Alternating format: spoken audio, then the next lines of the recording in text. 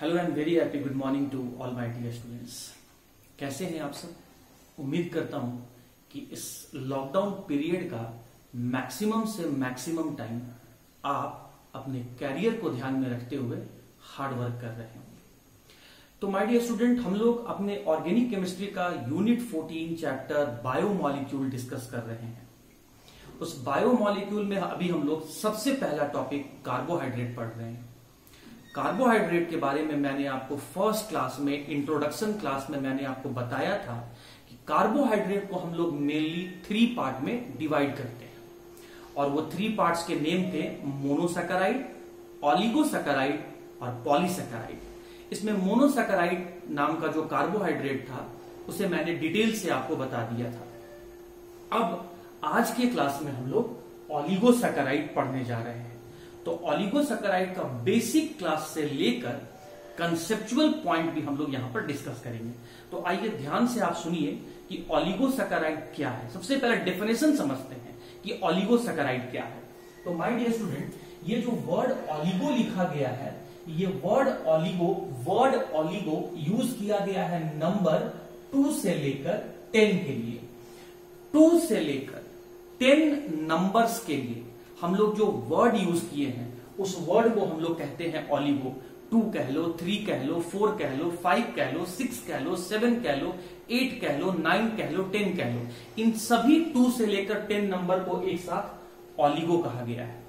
और ये जो आपका सैकेराइड है, ये सैकेराइड का मतलब होता है शुगर। तो कहने का मतलब हुआ वैसे कार्बोहाइड्रेट जो 2 से लेकर 10 सेम टाइप का या फिर डिफरेंट टाइप का शुगर मॉलिक्यूल के मिलने से बनते हैं। कितने शुगर मॉलिक्यूल? मिनिमम कितना होना चाहिए? 2 और मैक्सिमम कितना होना चाहिए? 10।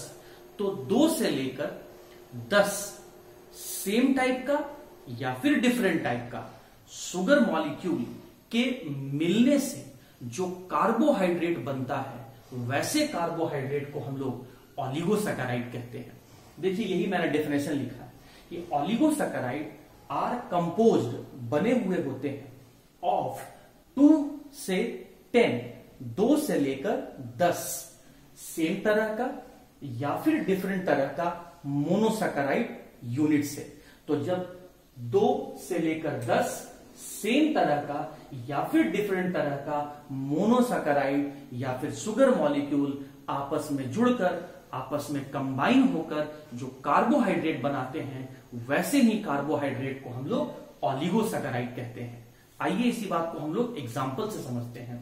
जैसे मैंने क्या किया, ग्लूकोज का एक मॉलिक्यूल लिया और उसको मैंने कंबाइन किया एक मॉलिक्यूल ऑफ फ्रुक्टोज का। When the one molecule of glucose combine with one molecule of fructose, then the sugar form is known as the sucrose. तो ये जो सुक्रोज है वो 2 शुगर मॉलिक्यूल के मिलने से बना है।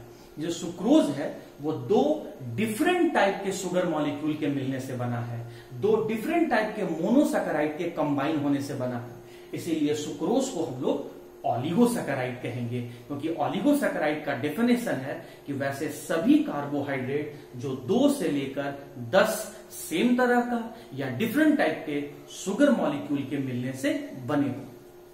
आइए और एग्जांपल देखते हैं स्टूडेंट। जब हम ग्लूकोज का एक मॉलिक्यूल को कंबाइन करवाते हैं गैलेक्टोज के एक मॉलिक्यूल से, तो जो नया शुगर मॉलिक्यूल हमारे सामने बन के आता है उसे हम लैक्टोज कहते हैं। तो आपने क्या देखा कि लैक्टोज को बनाने के लिए हमने 2 अलग अलग तरह का मोनोसैकेराइड को यूज किया, 2 अलग अलग टाइप के शुगर मॉलिक्यूल को यूज किया। इसीलिए lactose is known as the oligosaccharide. और भी एग्जांपल देखते हैं। जैसे माल्टोज नाम का भी एक शुगर है। अब ये किस टाइप का कार्बोहाइड्रेट है? मोनोसैकेराइड है, ऑलिगोसैकेराइड है कि पॉलीसैकेराइड है? तो आइए समझते हैं कि ये माल्टोज कंपोज कैसे हुआ है, ये बना हुआ कैसे है। तो जब हम ग्लूकोज का 2 मॉलिक्यूल, जब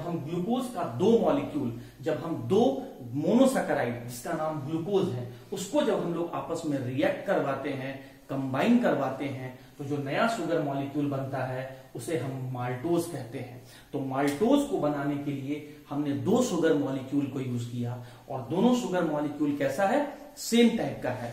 तो वही मैं आपको डेफिनेशन में बता रहा हूं, या तो सेम टाइप का शुगर मॉलिक्यूल हो या तो डिफरेंट टाइप का शुगर मॉलिक्यूल हो। तो जब सेम टाइप का या फिर डिफरेंट टाइप का 2 से लेकर 10 शुगर मॉलिक्यूल आपस में कंबाइन होकर जब नए शुगर मॉलिक्यूल का फॉर्मेशन करते हैं, तो वैसा नया बना हुआ शुगर मॉलिक्यूल को हम लोग ऑलिगोसैकेराइड कहते हैं।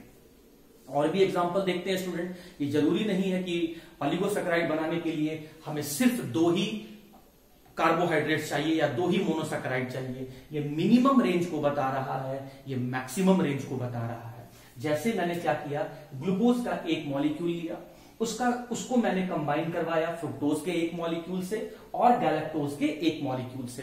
तो टोटल कितने मोनोसैकेराइड, टोटल कितने शुगर मॉलिक्यूल को कंबाइन करवाया गया, 3 शुगर मॉलिक्यूल को कंबाइन करवाया गया। और जो नया शुगर मॉलिक्यूल बना उसका क्या नाम है, रैफिनोज। तो ये जो रैफिनोज है वो 3 डिफरेंट टाइप के मोनोसैकेराइड या फिर शुगर मॉलिक्यूल के मिलने से बना है, इसीलिए रैफिनोज को भी हम लोग ऑलिगोसैकेराइड कहेंगे। और भी एग्जांपल देखते हैं स्टूडेंट। जैसे मैंने क्या करवाया कि ग्लूकोज का 2 मॉलिक्यूल ले लिया, उसको मैंने कंबाइन करवाया फ्रुक्टोज के एक मॉलिक्यूल से और गैलेक्टोज के एक मॉलिक्यूल से।